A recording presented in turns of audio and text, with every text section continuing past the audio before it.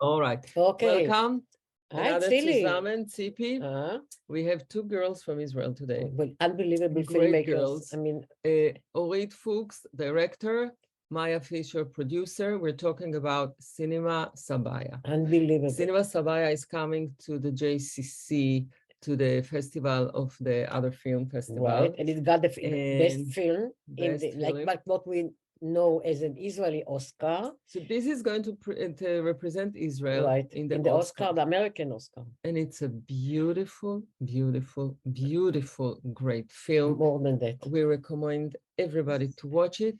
It's really beautifully done, beautifully shot, beautifully acted. It's so well done. It's gorgeous. I just want to say I never saw a film like this. It's even more than what she said. And as you can imagine, what do you mean more than what she said? It's more than what you said. Wait.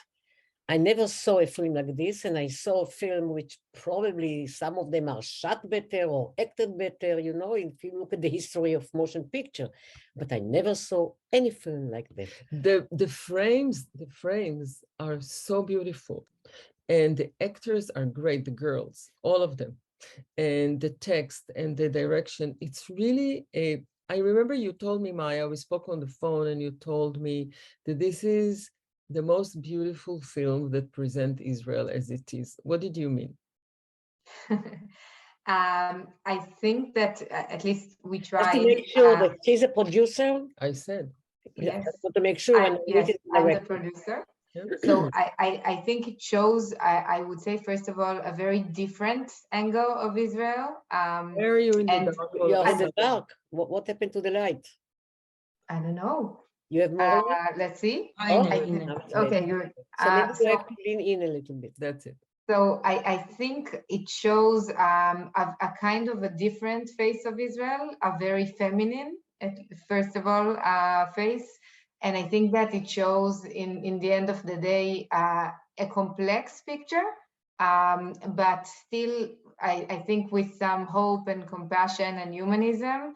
And it shows in a way like what are really the real problems and everyday lives of women, what it is being like a woman in Israel today, and how much there is in common. Doesn't matter if you're younger or older, Arab or Jewish, where do you live, like how much there is in common. And I think, I hope this is what we did achieve. And I think that it shows, again, it also deals with the conflict, it deals with many things, but from a different perspective. And it was also made like there is only women in front of the camera and almost only women also behind. We're like 90% women also in the crew. And I think that the film has this feeling. I think it has this sensitivity and intimacy. Right. Orit, what is Sabaya? Sabaya, it has two meanings. It's a group of women. This is what I knew when I wrote the script. But then when I met Amal Murkus, the actor, she told me the way I pronounce it, it sounds like Sabaya, which is the prisoners of war. So it has two meanings. Yeah. No, there is a lot of subtext in that. Come on, prisoners of war, it's a lot of subtext within what we see in the film about the state of women.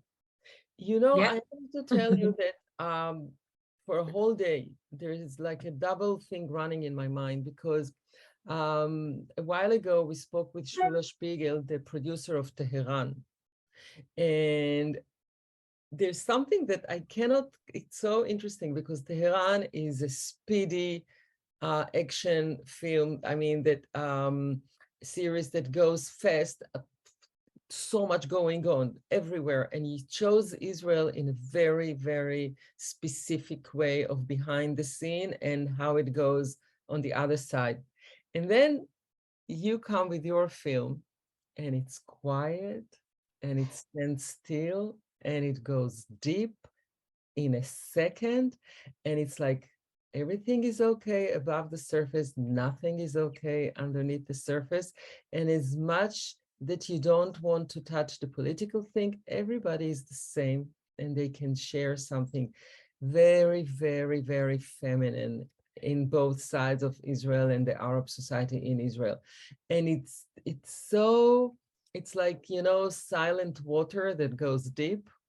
That's how, and in every frame, in every time that any of them is opening her mouth, you know right away that you dive in and you don't see it. Yeah, but you dive in, you know, because it's very courageous also to take the camera and just put it and hold it, right? And you hold it on a person and we have time to connect to their thoughts. And this connection actually is what makes us dive into their character even before they talk.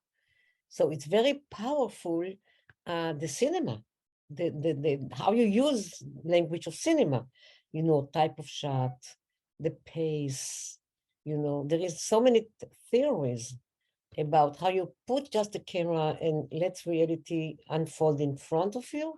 When I say I don't think I saw a film like this, you It's know, also it's very gutsy, very very gutsy. courageous, unbelievable, you know.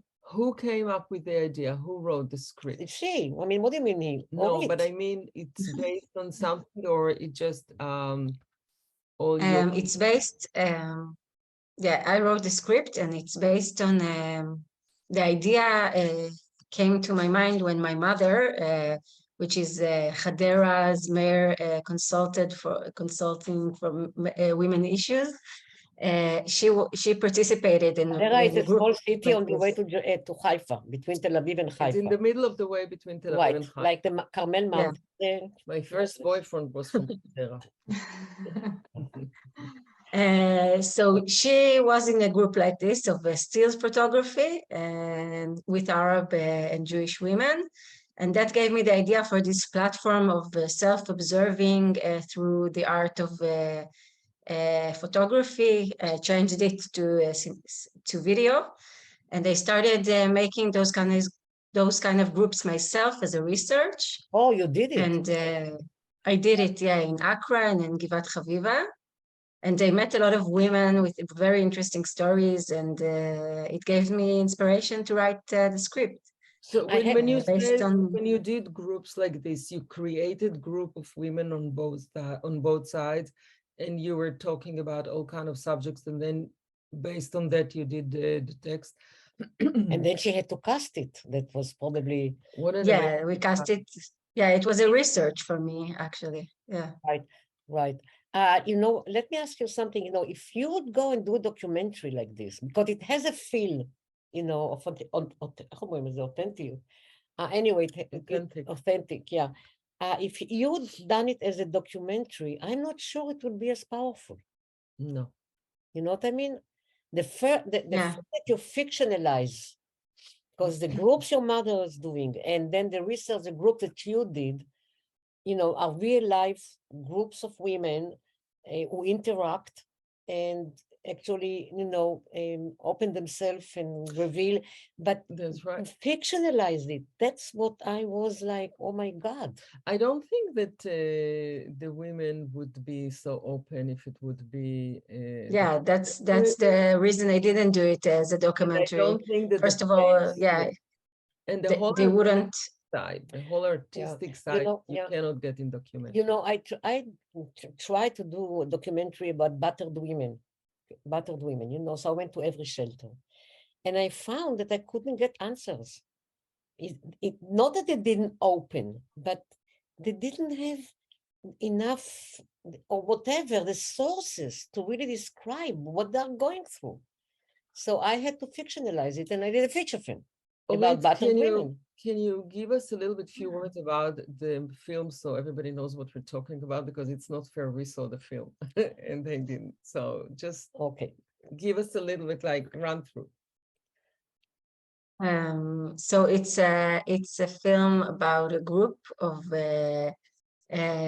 women, Arab and Jewish, that comes to they have to come from their they work in the city hall, and they have to come to this course of video photography, and they they're not expecting to have anything meaningful that will happen to them in the course, but they start to look at their life from different angles through the exercise they get from their instructor.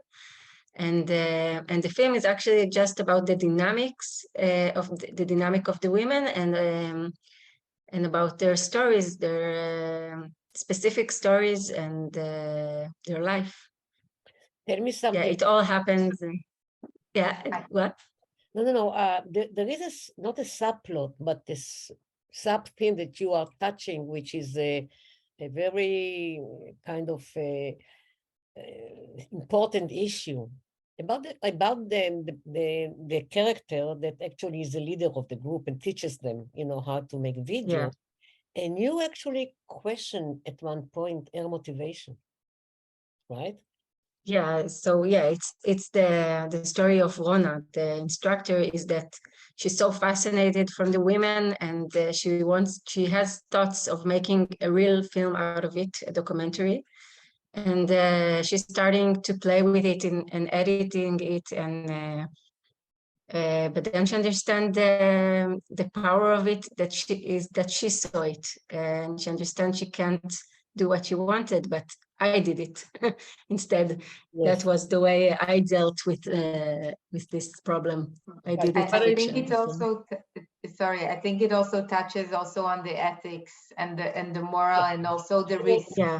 Sometimes. But at the same time, it triggered all the reaction of everybody, so you can really break through and cross the line to bring out real reaction from them. Do you think that groups like this, what your mother is doing, and I think what this film, I wonder if it will actually maybe change women perception about themselves, or the power of communicating, the power of cleaning yourself. There is a bringing out and diving into your whale of emotions really deep. That if you do, I think that cinema, it has a lot of therapeutic power. Yes. Right. Yeah, and also the power of the group. I think it's a combination of these two things that makes a change. Yeah. But there is also one character there that doesn't speak, right? She doesn't really open herself. I forgot her name, right? You mean Nahed, the young? And it reminded me, it's something different, I don't compare, that when I did the film about Holocaust, about, people who are 85, 89, that some of them never spoke. They just couldn't speak. And when I looked at this character that you invented, I was wondering, what is it that she cannot speak? She cannot really verbalize or share. Are you aware of what she's going through? You mean Suat or there is one character who doesn't talk. I don't speak about what's her name that burst at the end and really. Okay, yeah. Go ahead. No, I think she's the one that has the most suspicious. She's the suspicious character, and also, from my experience, in every group there's one that doesn't cooperate, that doesn't do the assignment, that doesn't give from herself. And it shows her because it speaks volume. It's really, she planted like a whole bunch of landmines, in one circle, and every time you step on one of them and it bursts out. And it's nice because you think one thing and then it comes out another thing, and then you cannot believe that another one would bring another thing. You really planted a lot of going on in a very quiet environment. And for a course that they have to do, they all used it very well for themselves. And it seems like that everybody says that the Arab society is tougher than the Israeli society, and you see that there are many homes in Israel that it's tough. Oh, sure. It's very tough. Yeah. And you have very advanced people on the other side. It really brings the basket of many faces of Israel and the Israeli Arabs in so many colors with no color, in so many moves without moving. It's just really beautifully done. How did you get all the Arab actresses? I didn't recognize anybody but Dana Ivgi. No, there wasn't. There was another girl, the Israeli girl, you know, from Hadera. And I recognize her, really? The Arab actresses, there you have Amal Moukus, the singer, which is she's very, very well known. famous. Yes. Yeah. She's very famous. And also Marlene Bajali, who plays Awatef, the old character. She played in the Amisada Gdola, if you remember. Oh, it's a long time ago. It was a television show. Yeah, she was in a very popular television show, and she had a radio show for years, but she's really different from her characters. She's a Christian and single. What do you think the mileage or the advantage of directing non-actors? Or they are all actors, but unknown. I don't know if all of them are actors even. Are all of them actresses? All of them has something to do with acting. I think I can say all of them are actors except of Liora, which is Carmela that lives in the yacht. So she never acted in her life, and she's a sea woman, and yes, but amazing. Other than that, she's amazing. How did you find her? The one who I found her through on a boat, right? The one who lives in she actually is a friend. Ayelet Menachemi worked with me, the director. Yeah. Yes, she's amazing. And she was a script editor, and she was with me in all the process. And she's kayaking, and she just met her through kayaking, and she told me, you have to put her in your film. Right. And then I met her and I wrote her. Did you do documentaries? Did you do documentaries or not at all? I did one episode in a documentary series, but not a lot before. No. Because it's very powerful, you know. This I don't know if it's technique or what, but the way you directed that, you know, the leader, the one who's a teacher, whatever, you know, is talking, and the camera is on the listener, and you just stay on her, and in a way, you know, she's left with no guards anymore, and then all the story come into her face, and you just keep holding the camera. And that's also editing, you know, because we had two cameras. You come to the editing room. No, come on, you come to the editing room with shots. You can invent it. You have to shot it this way. Come on, give yourself credit. It's really no, I give myself, but I want to give Netat Vokis, the editor, also credit because she did a wonderful work. Yeah. Well, let's say that everybody that is involved in this film did a great job. Yeah. And since we're talking to the two of you, so you hear it more, but everybody who took part in the film from both sides are great. Yeah, she has to be a great editor, because a great editor, you know, you sit in the editing room and you watch with you, the director usually, hopefully, the shot and how you decide when to cut.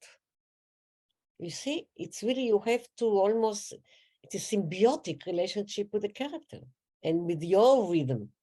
You see, your editor is also fantastic because she had to connect to your inner rhythm in the way you looked at your character that you created. It's an amazing process, and she must be something as an editor. You know, it's not that she's coming with her own rhythm and, you know, let's cut it, it's too much, the audience want to move. Maya. Opposite. How long it took you to produce it?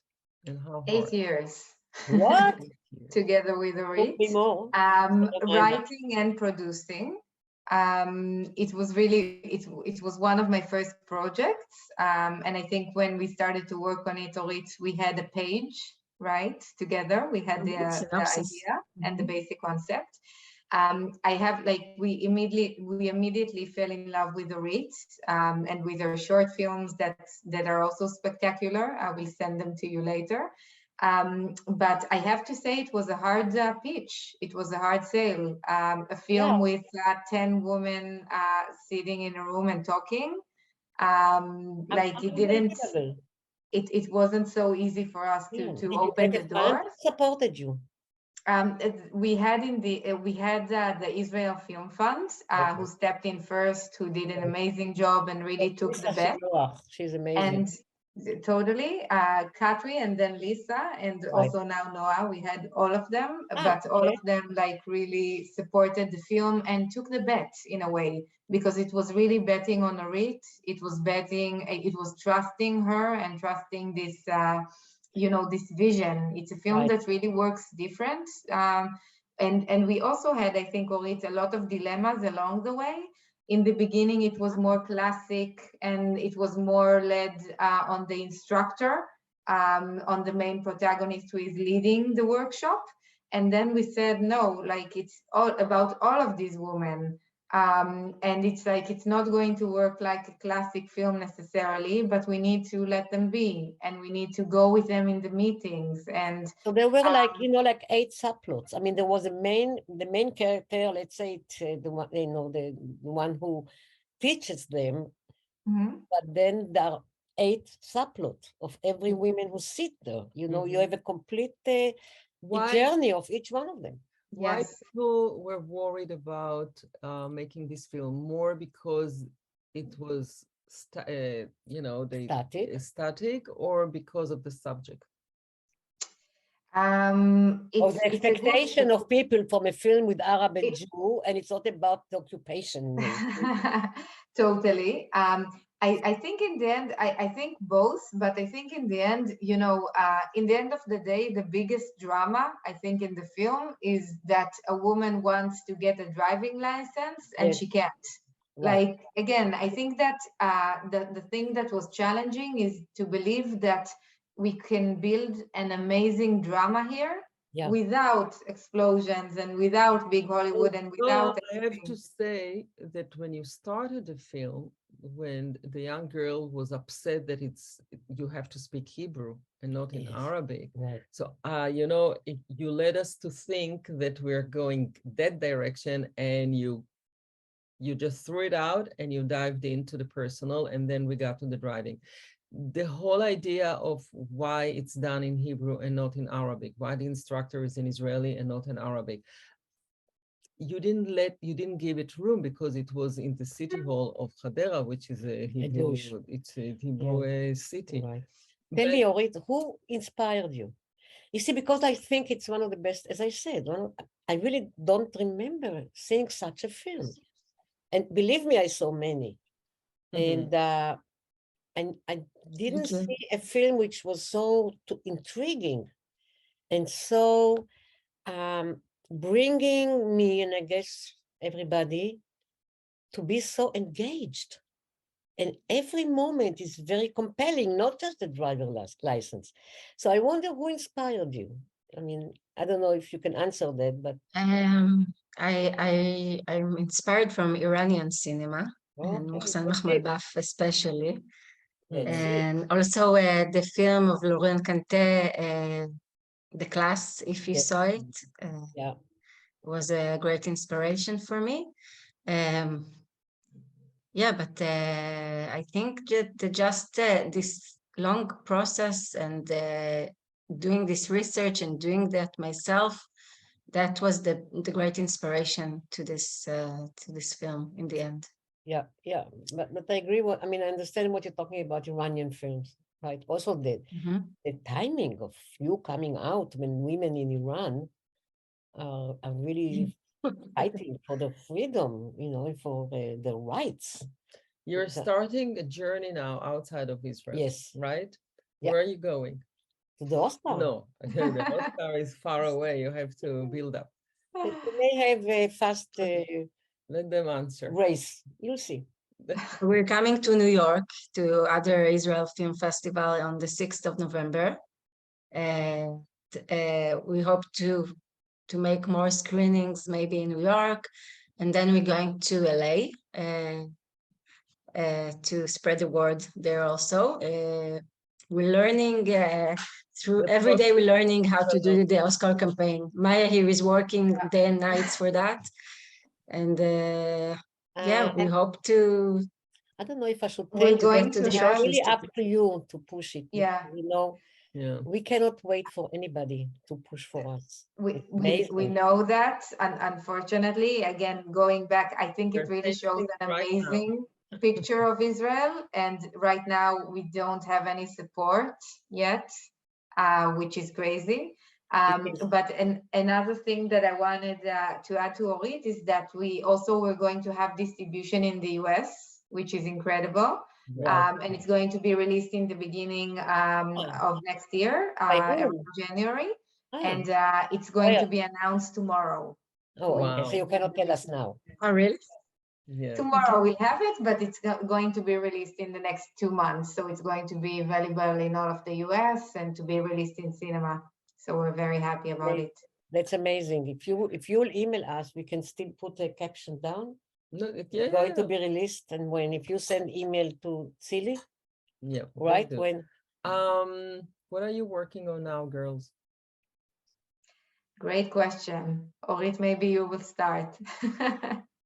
You're working on many things. I'm still I'm working for this in this film.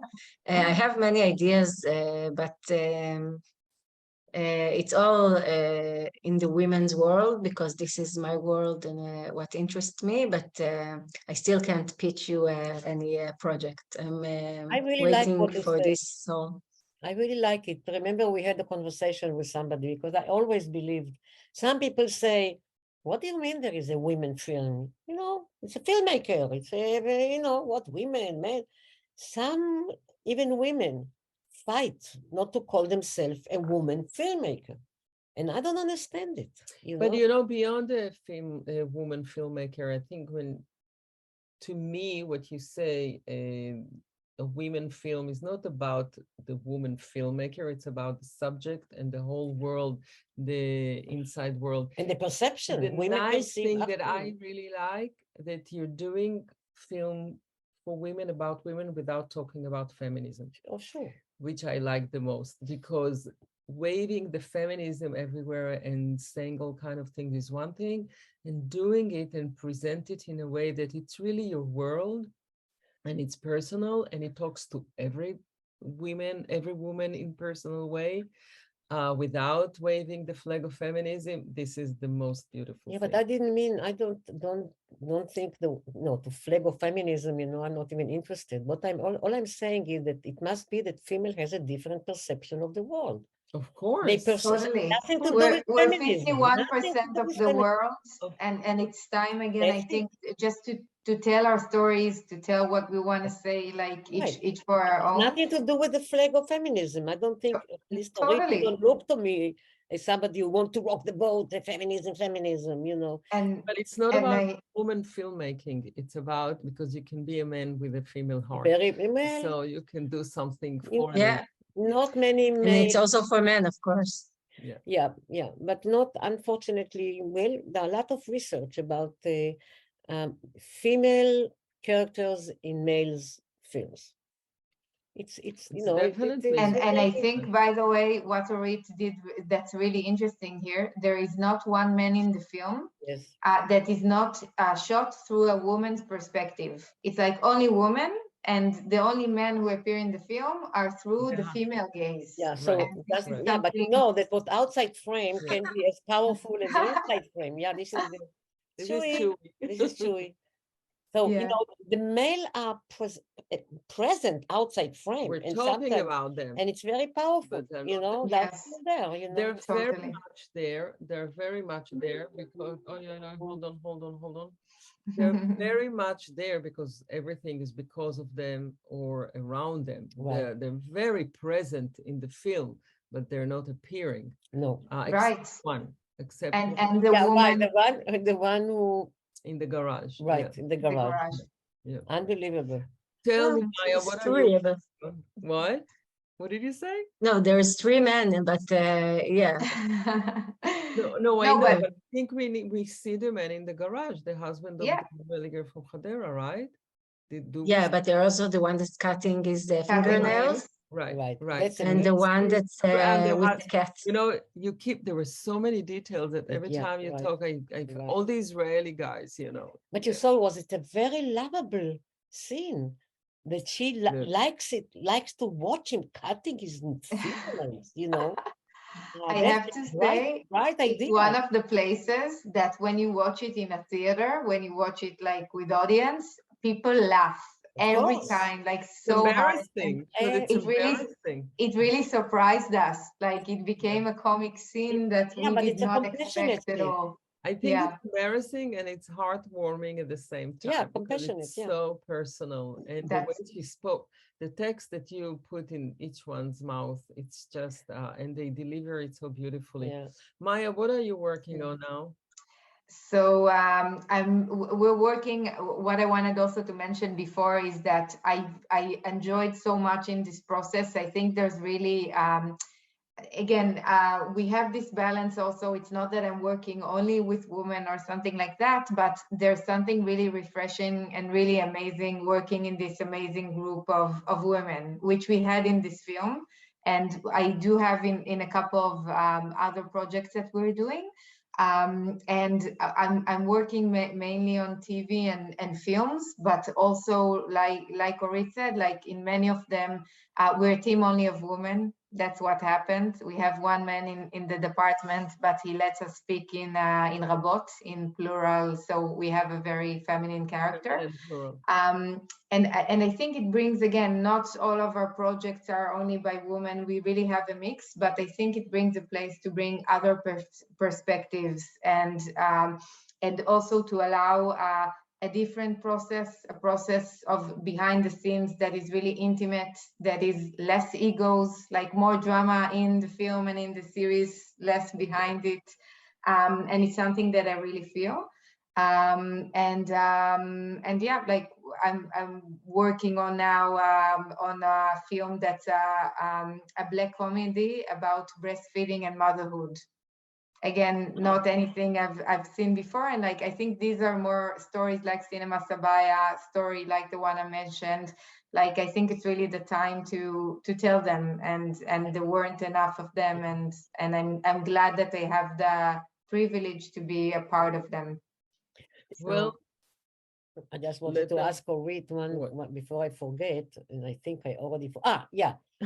Did you pick up for the dialogue that finally is on the film? Is it based on some of the conversation you had, you know, in the research? Yes, some of them, but also we did a lot of improvising. So On a the lot set? of the set? Yeah, a lot. Oh, so a lot of the text is also just improvised by the women.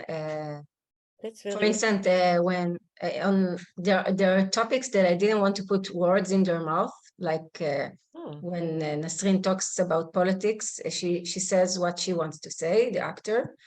And yeah, it was a collaboration of all of us. There was a script, and they could just use it as sometimes just as an inspiration. Yeah, you know, it that looks like a very strong group work. Right. You know, like Mike Lee, when I watched your film, it reminded me of Mike Lee, the British filmmaker, who takes group of actors and just tell them, you know, just the basics of their character or the situation, and you send them home, and then they come back and they start to improvise. And he record all of the meetings, and then he write a script. But it somehow reminded me that the part of the actors contributing, you know, to the dialogue. Also, Cassavetes, you know, comes sometimes just with a treatment. He doesn't have even a script.